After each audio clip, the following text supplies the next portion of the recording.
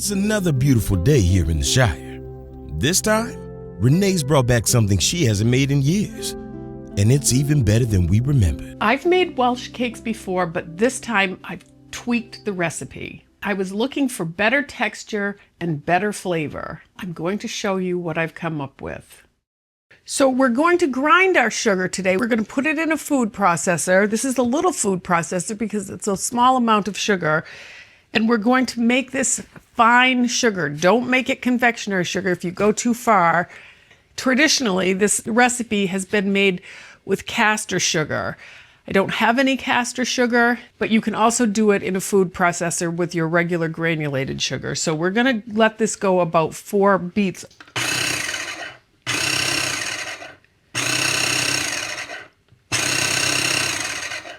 So here is the sugar that just came out of the sugar bin. It's the granulated sugar. And here is the castor sugar. And this is the regular sugar. And you can see that this is much smaller grain than this. And it took, just seconds. And so we're going to put this in our recipe. Okay, so the first step is we've got some flour in a bowl. We're going to add some sugar. Going to add some baking powder, a little bit of salt, and a little bit of nutmeg. Now this you can add to taste. If you're not a big nutmeg fan, you can also add cinnamon to these.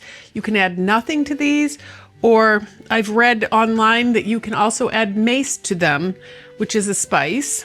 Not the shoot in your face mace, but spice, mace, and give that a different flavor. But I am going to add the nutmeg today.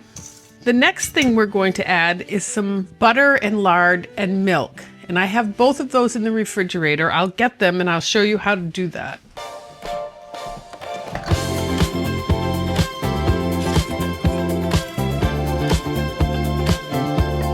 All right, I've got a bit of lard and butter here.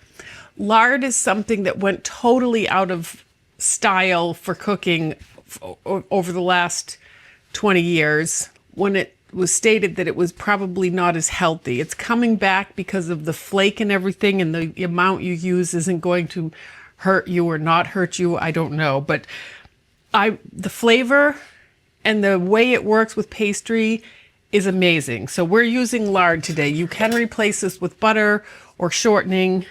I prefer the lard, and this is the traditional way to make these. So we're going to put some lard in there.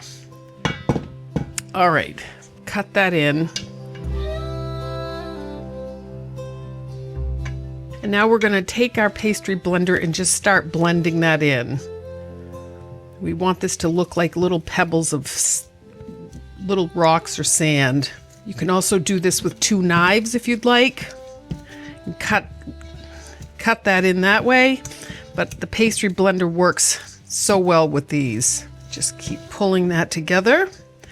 Make sure you get those pieces cut up, and you don't want to touch them too much because we're trying to keep that butter cold. Okay, this is looking pretty good. Those little pieces of butter are gonna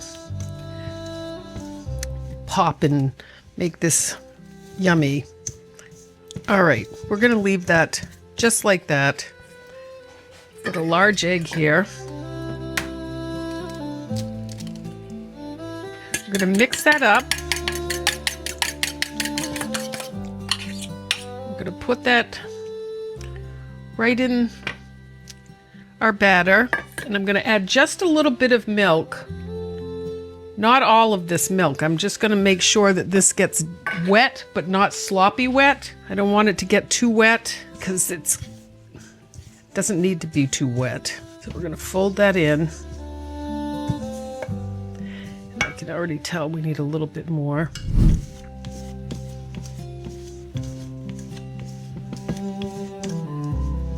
And it depends on the day as to how your flour handles the liquid.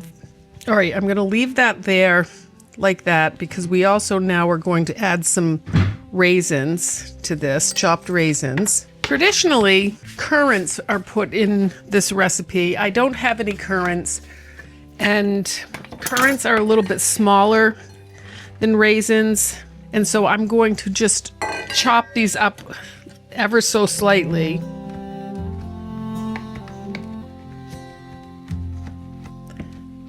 And I think that's perfect. Then I'm going to just put those right in there.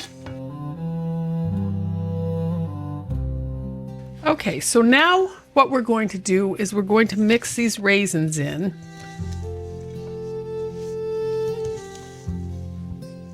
And I don't want to touch this because I don't want this to warm up, so I'm just folding that in, continuing to get that flour mixed in.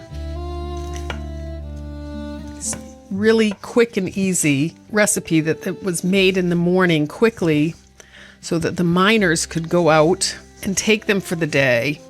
And so it's really a quick and easy recipe that is really tasty. I'm going to put it in the refrigerator for about 15 minutes to make sure this is cold, and then I'm going to roll it out. You can also put it in for 15 minutes, or you can take the next step without putting it in, but it is quite warm in here, and so I am going to get this a little bit colder.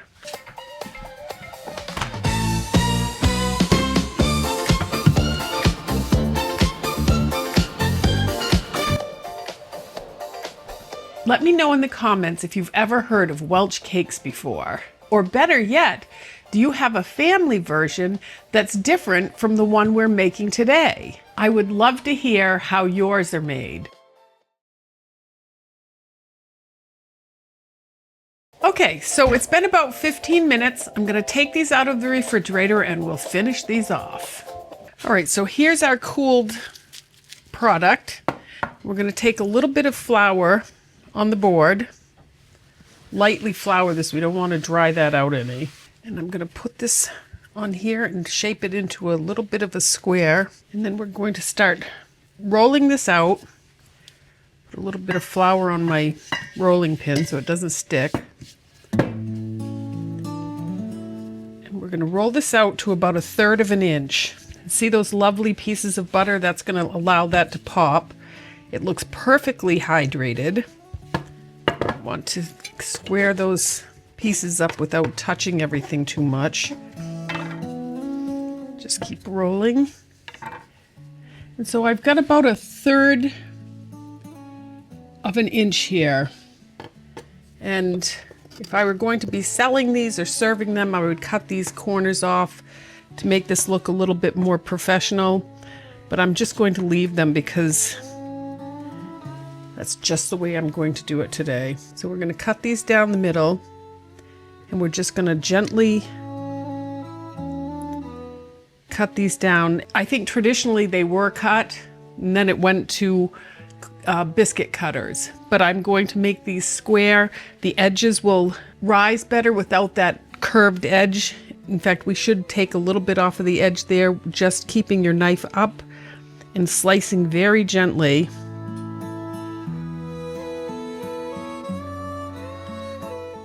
So that we have a clean edge there to help those rise just a little bit. There's no yeast in these, it's just baking powder. And so we're just going to let those edges get as much growth area as they can.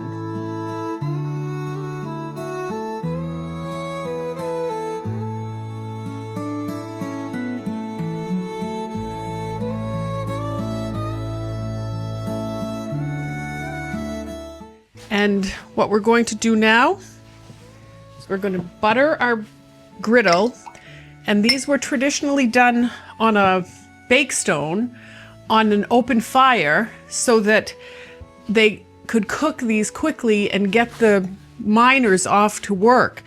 And so the next best thing is this cast iron pan, and it's really wonderful if you can cook these on cast iron. It doesn't have to be a griddle, it can also be a frying pan. If you don't have a griddle, we have one listed on Amazon. It's about 24 American dollars. It's really a wonderful way to cook these. And you want to make sure the pan is not too hot so that that butter doesn't burn. And I'm going to use the outside edges and not the middle of the burner. going to take a couple of these and move that butter around. That's perfect. It's not burning. And then I'm going to put another one. And we're going to get some more butter on that one. And just make sure they've got some butter to cook in. That's going to help that sugar stay on. And we're going to set the timer for 3 minutes. And we're going to let those sit there and cook. While these finish bubbling away on the griddle, we'll take a quick pause here for station identification. Wait, that's not a thing anymore, is it? Just get back here in time for the flip.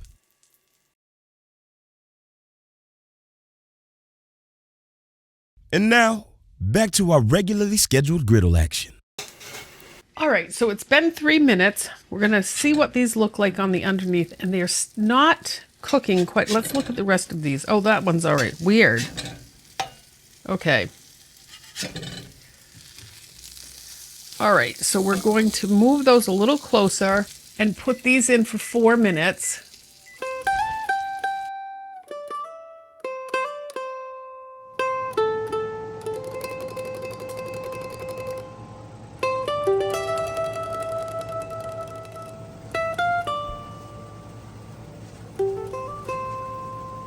You can see how they're rising a little bit here. I don't know if you can see that. So it's not that they're not cooking. It's just that that side of the burner is not as hot.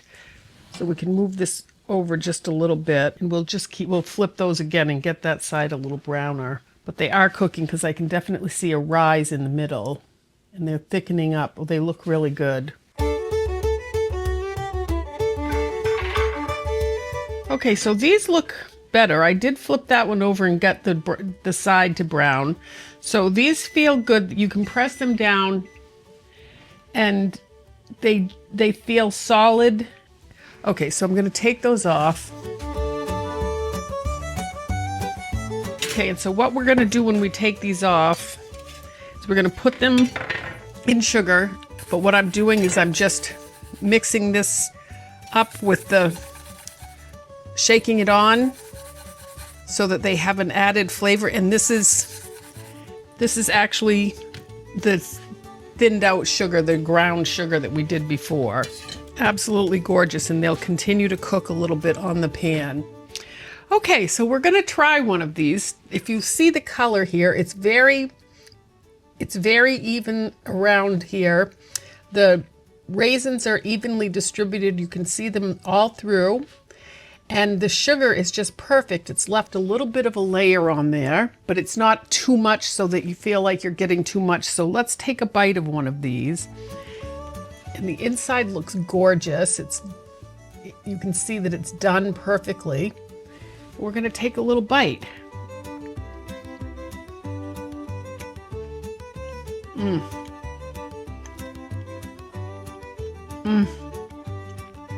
Yum.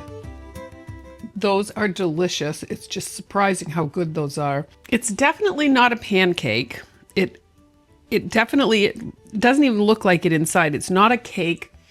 It's not a biscuit. It's somewhere in between a pancake and a biscuit. It's just such a great recipe. They're really, really great warm. The nutmeg gives it a nutty, deep flavor. Just subtle with a cup of tea or coffee. These are just a wonderful, simple dessert. I hope you enjoy them. And if you decide to make them, please let me know in the comments below. This is the kind of breakfast that makes toast feel really insecure. We've got lots more great recipes coming up for you to watch. So until then, thank you.